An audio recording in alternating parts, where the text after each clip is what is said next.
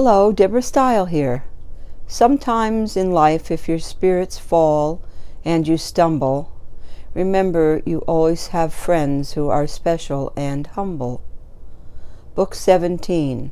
When one door closes, another one opens. When one door closes, another one opens. Oh, what a day, the grandest of grand. We arrived at the pound early to help set up the stand.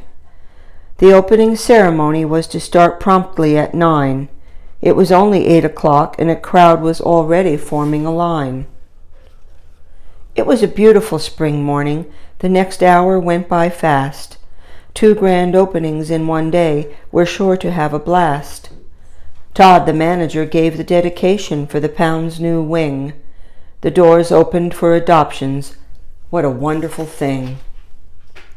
Ellie's Jelly Donuts were definitely a hit. By 11:30 there weren't any left, not one little bit.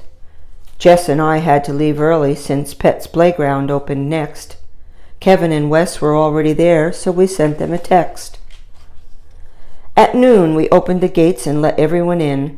Dogs of all sizes were running, jumping, or doing a spin. The dogs got along, and the owners seemed happy as can be. Our playground was successful. We all did agree. We were on break from school, so we could be here every day. Some pets sat with their owners, while others ran and played. There was one man who came daily with his little terrier. The 2 of them sat and watched the fun, and couldn't be merrier. Then one day he motioned for us to come over to his bench. He said, "Hello, my name is Ryan, and this is my dog French.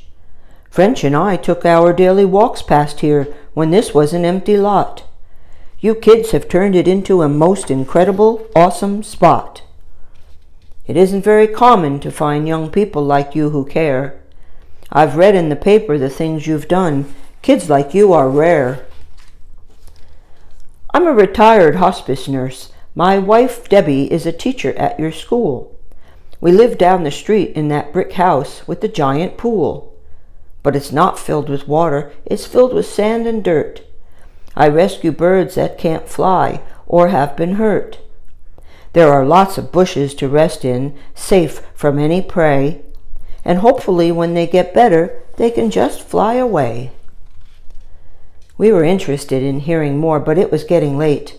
The Pets' Playground was empty, and we had to lock the gate.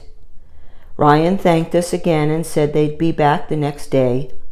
We waved goodbye as he and French went walking on their way. Then we heard a door close hard and a car speed off. We saw a dark object on the curb, and it started to cough. It was a poor old dog who looked quite sick. We got him in our wagon. He needed help quick. When we got to Jess's house, her dad was waiting with his medical bag. He examined the dog, then put some medicine on a rag. The kids were so worried, the girls started to cry. But after rubbing on the medicine, it seemed to help the little guy. Kaylin asked, "Why would someone leave their pet on the side of the road?" Mr. Ray answered, "Because it can be a big financial load." Wes asked, "What do you mean a load? He doesn't weigh that much." Mr. Ray continued, "It means a burden, a worry, medical bills, and such. His owner probably couldn't afford to take him to the vet, so he left him there for someone else to pay for the treatment he needs to get." It had been a busy day, a good one up till now. Then suddenly we saw that look in Kaylin's eye as she let out a "Wow!" "I've got an idea," she beamed. "In the morning, let's go straight to Ryan's house. He rescues hurt birds. We can dress the little guy up like a grouse." Next morning, we searched for feathers, but only a few we could find. Kaylin's mom said at the laundromat we could have a down pillow someone left behind. We cut it open and taped feathers all over the little guy's fur. Then we loaded our dog Grouse in the wagon and took off in a blur. We rang the bell, crossed our fingers, and hoped for the best. The door opened, and Ryan's smile proved our costume passed the test. He picked up the grouse, saying, "I will gladly care for him, don't you worry." Then he laughed as he said, "This bird has 4 paws that are furry." Feathers were falling off as we followed him to a beautiful room. There were large bay windows, bright sun, and flowers in bloom. "Welcome to my healing gardens. Please come meet the others."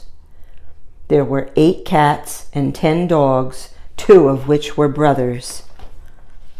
Ryan said, "I take in animals that are sick and old. I get them the medicine they need and treat them like gold. My door is always open, 24/7, rain or shine. I guess when you came in, you didn't see my welcome sign." To be continued.